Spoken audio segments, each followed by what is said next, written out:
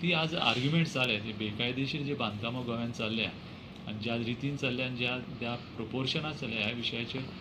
हायकोर्टान एक serious issue घेतला आनी त्या पिटिशनाचें हियरींग फाटले थोडे म्हयने चालू आशिल्ले ते मदीं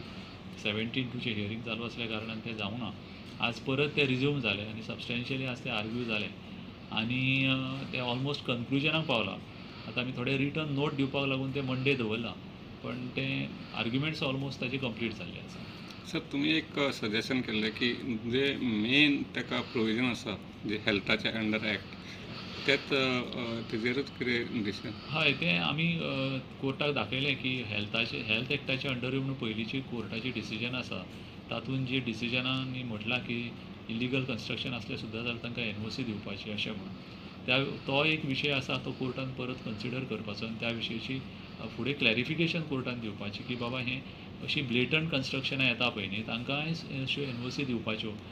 आनी जर ह्या प्रोविजनाचें जर इंटेंशन आसा की कोण जे लोक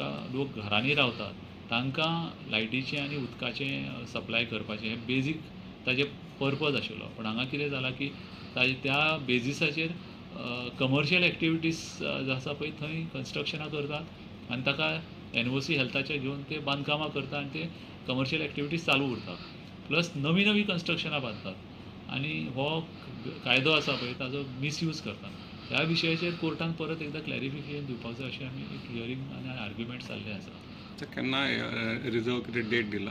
ना ती आतां केस मंडे दवरल्या रिटर्न नोट फायल करपाक.